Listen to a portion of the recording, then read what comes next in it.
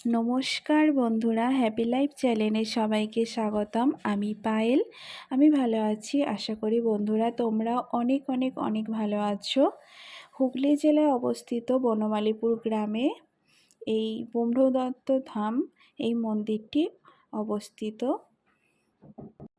মন্দিরটি আকারে বিশাল বড় আর নতুন এটি নির্মিত হয়েছে। দেখো বন্ধুরা, তোমাদের খুব ভালো লাগবে। খুব সুন্দর মন্দির। এটা নিয়ে আমাদের হয়তো 4 থেকে 5 বার গেছিলাম। তো এবারে আমি, বাবাইয়ের বাবা, বাবাইয়ের মিমি 4 জন গিয়েছিলাম মন্দিরটায়। আমরা বিকাল বিকাল বেরিয়ে পড়েছিলাম। তো দিনের বেলায় দেখার জন্য খুব ইচ্ছা ছিল যে দিনের আলোতে দেখব, সেজন্য বিকাল বিকাল বেরিয়ে পড়েছিলাম। দেখতে খুব সুন্দর লাগছিল। গরমের দিন বিকালবেলা এখানে কিন্তু মাঠের ধার, চারদিকটা পুরো খোলা মাঠ আর মাঠ চারদিকে, আর খুব সুন্দর হাওয়া। আমরা এবারে মন্দিরে প্রবেশ করব। দেখো বন্ধুরা, বাবাই তখন কত ছোট। দেখো মন্দিরটা কিন্তু সত্যিই খুবই অসাধারণ সুন্দর মন্দির, খুবই সুন্দর। মন্দিরের সামনে বিশাল জায়গা আছে, সেখানে তোমরা 4 চাকা গাড়ি, 2 চাকা গাড়ি, তারপরে দূর দূরান্ত থেকে মানুষ যেসব গাড়ি ভাড়া করে আসে, গাড়ি রাখার কোনো অসুবিধা নেই।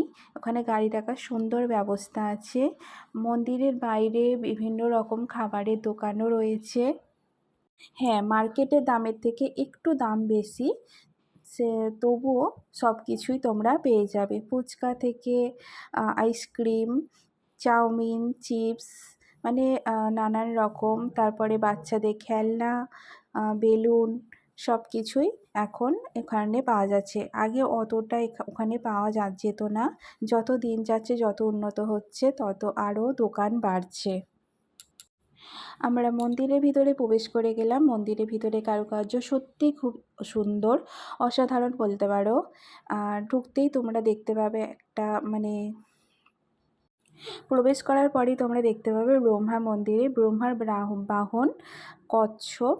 তো ঢুকলেই তোমরা একটা সাদা কচ্ছপ দেখতে পাবে। দেখো এই কচ্ছপের কাছে এই ঘন্টাটা সবাই বাজাচ্ছে। এখানে কচ্ছপের কাছে সবাই একটু সেলফিও তুলছে। কচ্ছপটা সত্যিই অসাধারণ সুন্দর। বাবা এখানে বসে ফটো তুলছিল। আবার সবাই ঘন্টা বাজাচ্ছে দেখে বাবাইয়েরও বাজাতে খুব শখ হলো। দেখো, তো ভিডিওটা আমার কাছে ছিল, আমার সত্যি মানে ভিডিওটা দেখছিলাম, ভালো লাগলো, ভাবলাম তোমাদের সাথে শেয়ার করব। তো তাই শেয়ার করলাম। তোমাদের কেমন লাগলো ভিডিওটা দেখে অবশ্যই কমেন্ট করে জানাবে। আর মন্দিরটা তোমরাও কিন্তু ঘুরতে চলে আসবে বন্ধুরা, খুব সুন্দর। আসলে তোমাদের মন প্রাণ জুড়িয়ে যাবে। সত্যি মানে খোলা আকাশের নিচে, সত্যি অসাধারণ। সেইভাবে রেডি হয়ে যাওয়া হয়নি যে ভিডিও বানাবো, ফটো তুলবো, তোমাদের সাথে শেয়ার করব, সেইভাবে কোনো কিন্তু প্ল্যান করে যাওয়া হয়নি। নর্মালি চলে গিয়েছিলাম সাধারণভাবেই। তো তোমাদের কেমন লাগলো, ভালো খারাপ সবটুকুই তোমরা জানিও। মন্দিরটা দেখো চারদিকে খুবই বড়, বিশাল বিশাল বলা যেতে পারে। আর এখানে বাবাইয়ের মিমির সাথে খেলা করছে। সন্ধ্যা নেমে আসছে, সন্ধ্যা হতেই চারিদিকে আলো জ্বেলে দিয়েছে। লাল নীল সবুজ নানান রকমের কালারের ওখানে আলো জ্বলছে। আর সব সময় ঠাকুরের গান হচ্ছে। মন্দিরে আসলে তোমরা প্রসাদ ভোগ তো পাবে না, ভোগটা ওনাদের অনুষ্ঠানেই ভোগ খাওয়ানো হয় এখানে। আর কিন্তু প্রসাদটা তোমরা সব সময় আসলেই প্রসাদ পাবে। ঠাকুরের প্রসাদ সব সময়, সব সময় সব টাইমেই তোমরা পাবে। আর খোলা জায়গা, আর বাবাই ছোটাছুটি করছে, খেলা করছে আনন্দে একেবারে। কেমন লাগলো বন্ধুরা বলবে, অবশ্যই কমেন্ট করে জানাবে। ভালো লাগলে পাশে থেকো, ভালোবাসা দিয়ে পাশে থেকো। দেখো বন্ধুরা, চারদিকে এই সন্ধ্যা নামতে চারদিকে আলোবাতিগুলো এত সুন্দর জ্বালিয়ে দিয়েছে না, এত সুন্দর লাগছে। কাছ থেকে আরও অনেক সুন্দর লাগছে। তখন তো ছোট ছিল তো, আর মানে অতটা নিজেকে কন্ট্রোল করতে পারতো না। তো ছুটছে, ভাবছি যে এত উঁচু থেকে যদি পড়ে যায় না বাই চান্স, তো সিঁড়ি দিয়ে অনেকটাই লাগবে। তাই ওকে ধরা, মানে সবসময় ওর বাবা ধরতে যাচ্ছে, ওর মিমি ধরতে যাচ্ছে।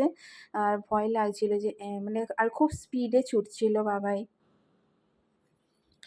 আর ও তো তখন গাড়িতে বসতো না, গাড়ি মানে বাইকে চাপলেও দাঁড়িয়ে দাঁড়িয়ে যেত। এই দেখো বন্ধুরা সিঁড়ির দিকে ছুটছে। এবারে মিমির সাথে ধরাধরি খেলছে। বাবাই ছোট থেকেই ঘোরার জন্য খুবই পটু।